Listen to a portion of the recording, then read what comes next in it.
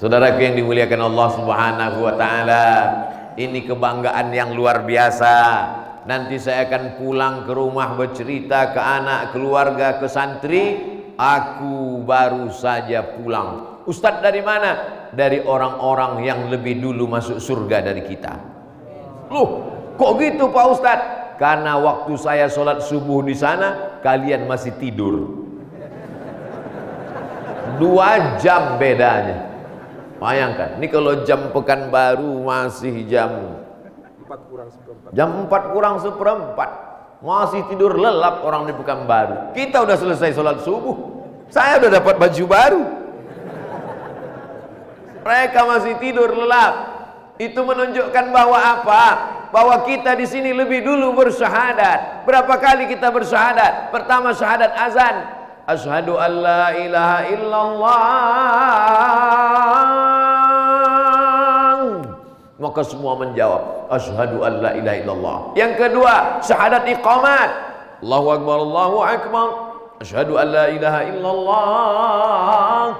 Yang ketiga adalah syahadat salat, at-tahiyatul mubarakatus shalawatut thayyibatu lillah, asyhadu an la ilaha illallah. Ada orang sekarang sholat tapi nggak ingat dia kapan bersyahadat, gara-gara sholat cepat sekali. Sholat apa ini? Formula E. Jamaah yang dimuliakan Allah Subhanahu wa taala, sesungguhnya dalam sholat ada perenungan yang mendalam, karena di sana dia sedang memperbaharui syahadatnya. Aku bersaksi bahwa tidak ada yang kusembah selain dari Engkau. Asyhadu an la ilaha illallah. Tidak ada menyembah pokok kayu, tidak ada menyembah hantu, tidak ada menyembah binatang, tidak ada menyembah berhala. Yang aku sembah hanya Engkau semata. La ilaha illallah. Setelah menyembah Allah, cinta pun juga begitu. Tak ada yang lebih kucintai daripada Engkau ya Allah.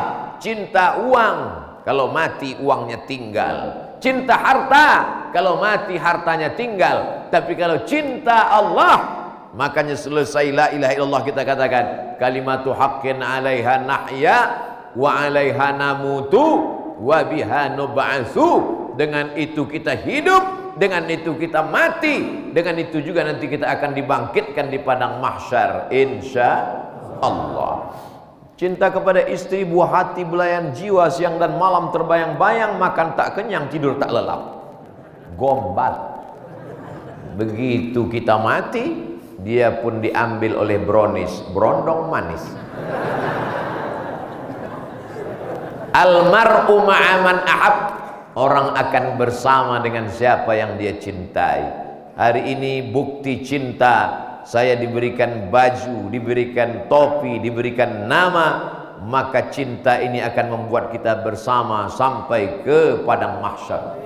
Idza sama'un fatarat, ketika langit terbelah, wa idzal kawakibun tasarat, planet bertabrakan, wa idzal quburu bu'sirat, wa idzal biharu fujirat, lautan naik ke darat, wa idzal quburu bu'sirat, semua yang dikubur dibangkitkan lagi di padang mahsyar. Ketika itu tidak ada tenda, tidak ada atap.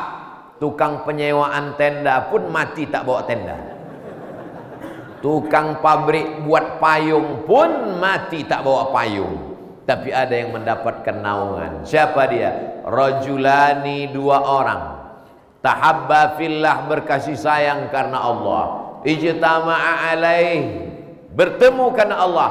Wa tafarraqa alaih, berpisah pun karena Allah. Tak pernah terlintas di pikiran saya sebesar ujung rambut, sebesar tapak kaki semut yang hitam, bahwa saya akan sampai ke Pulau Bacan. Tak pernah terpikir.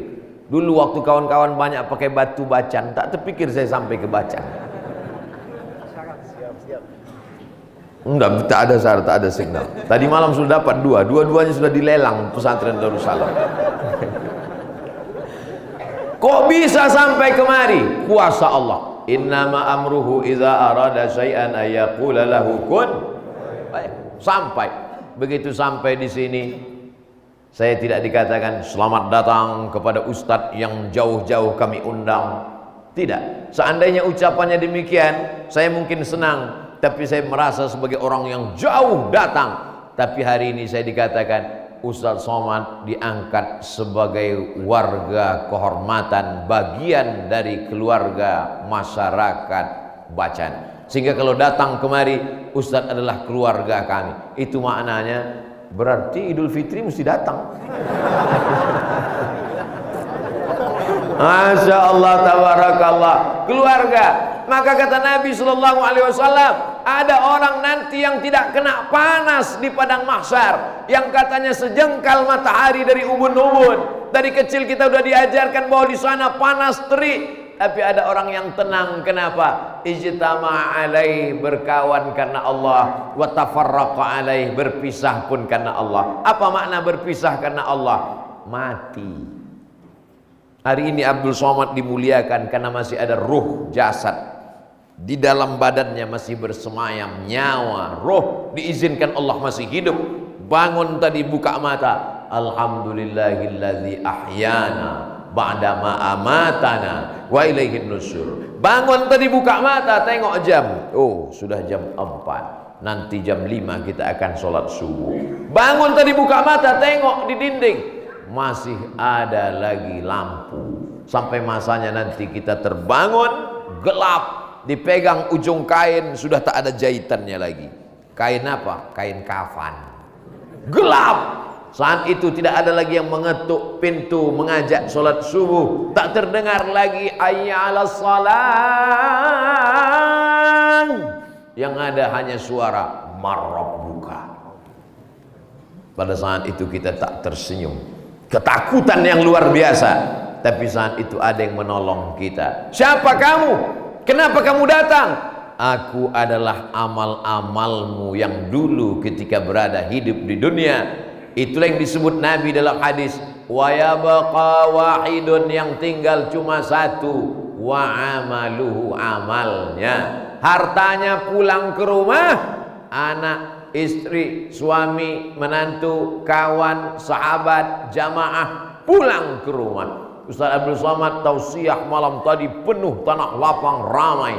Tapi kalau kita mati menghadap Allah, belum ada tentu satu pun yang mau sip-sipan ganti-gantian menemani di alam barzah. Semuanya akan mati. Walaqad ji'tumuna furada, kamu akan datang menghadap Allah sendirian. Kama khalaqnakum awwala marrah. Tapi insyaallah langkah tapak kaki kita ke masjid, ayunan tangan kita sholat subuh, sampai ke dalam masjid, sholat sunnat tahiyatul masjid. Selesai tahiyatul masjid, qabliyah subuh. Setelah itu barulah sholat subuh. Oh, perasaan Ustaz Somad tadi langsung sholat subuh, terlambat. Insya Allah kening yang menempel di masjid Kesultanan Bacan akan bersaksi di hadapan Allah SWT. Itulah mengapa orang sholat biasanya pindah-pindah, makin banyak tempat, makin banyak masjid, mereka akan bersaksi. Di antara masjid yang bersaksi adalah masjid tua, masjid bersejarah, masjid yang dibangun oleh orang-orang soleh, oleh imam-imam, sultan-sultan yang adil, ikut bersaksi di hadapan Allah bahwa orang ini pernah sholat di masjid ini. Ya Allah, ditanya Allah, betul dia pernah sholat di sini? Pernah. Sholat apa? Idul Fitri sama Idul Adha. Subuh, zuhur, asar, maghrib, isya, subuh, duha, tahajud, i'tikaf, witir, tarawih. Maka itulah yang disebut Nabi sallallahu alaihi wasallam, rajulun qalbuhu mu'allaqun fil masajid. Orang yang hatinya tergantung di masjid. Badannya boleh di kantor, badannya boleh di toko, tapi hatinya tergantung di masjid. Kalau sudah masjid memanggil, bergetar jantungnya. Allahu Akbar, Allahu Akbar.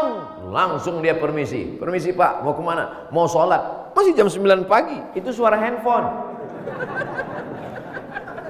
Hatinya tergantung di masjid. Apalagi kalau bulan puasa, semua bunyi azan itu terasa bunyi azan maghrib. Jamaah yang dimuliakan Allah Subhanahu wa taala, nanti ada orang yang dicari Allah di padang mahsyar itu. Selama ini kita mencari orang-orang penting, mencari Pak Wakil Bupati, mencari Bapak Camat, mencari Pak Kua, tapi nanti ada orang dicari Allah. Apa kata Allah? Ainal mutahabbuna bi jalali. Mana orang-orang yang dulu berkasih sayang karena aku, azilluhum tahta zilli. Aku mau beri mereka naungan atap. Yauma la zilla illa zilli. Hari itu tak ada tempat bernaung kecuali arasy singgasana Allah Subhanahu wa taala. Kita insyaallah termasuk yang mendapatkan naungan itu insyaallah. Kemana mau meminta? Kemana mau berharap? Anak, keluarga. Yauma la yanfa'u malun wala banun. Hari itu tak ada gunanya harta, tak ada gunanya anak. Illa man atallah, kecuali orang yang datang menghadap Allah biqalbin. Walaupun yang ceramah Abdul Somad, tapi hati yang datang tetap hati Ustaz Salim. Biqalbin salim. Hati yang salim, yang tak ada hasadnya, yang tak ada dengkinya, yang tak ada takburnya, yang tak ada sombongnya, yang tak ada riaknya, yang tak ada sum'ahnya. Kalau cerita masalah hati yang kotor, hati yang takbur, hati yang sombong, hati yang angkuh, maka mungkin yang paling kena penyakit itu adalah Abdul Somad. Kenapa? Karena dialah hari ini yang banyak sekali dapat nikmat luar biasa. Apalagi setelah pakai jubah dari Kesultanan Bacan ini, makin pede sekali dia. Begitu cara Allah membangkitkan semangat Abdul Somad. Abdul Somad, kau baru aja kena usir Abdul Somad. Jadi ku buat kau jadwal, kau terjadwal dibawa sama Ustadz Salim keliling. Dibawanya saya ke Tidore, dibawanya saya ke Ternate, dibawanya saya ke Bacan, diberikan jubah, diberikan topi, punya saudara dari mulai Sumatera sampai ke timur Indonesia untuk membangkitkan semangat saya. Dan Masya Allah, setelah pakai jubah ini memang betul-betul bangkit semangat saya sekarang. Allahu Akbar. Nanti jubah ini akan digantungkan di lemari kaca di rumah, ditengok anak sama cucu-cucu saya. Nanti cucu saya bertanya ke anak saya, ayah, ini punya siapa? Ini punya almarhum kakek kalian dulu.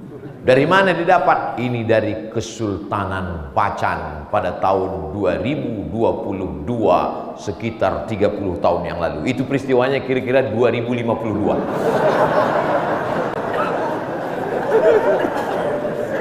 Satu dari 2-3 cucu-cucu saya itu akan datang, akan sholat sujud juga di sini insya Allah. Mereka akan bercerita, dulu kakek kami pernah sholat di sini. Siapa nama kakekmu? Dia dari Sumatera. Namanya siapa? Ompu Abdul Somad. Allahu Akbar. Kalau sempit terasa dunia, katakan Allahu Akbar. Kalau dunia ini sudah tak mampu lagi mendengarkan doa-doamu, tak lagi ada manusia yang mau menerima keluh kesahmu, maka berbisiklah ke tanah, berbisiklah ke bumi, maka makhluk-makhluk di langit akan mengaminkan doa-doamu. Berbisik itu ke tanah, jangan berbisik ke Facebook. Berbisik ke Facebook, di komen orang, makin pusing kepala kita. Berbisiklah ke tanah, katakan subhana rabbiyal a'la.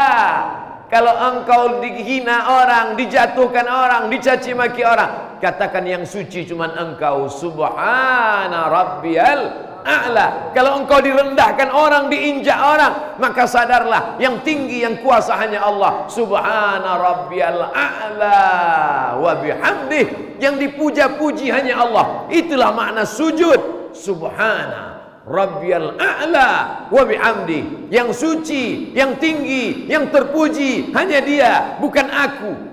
Man tawadha'a lillah, siapa yang merendahkan dirinya di hadapan Allah, illa rafa'ahu Allah, maka Allah akan mengangkat derajatnya.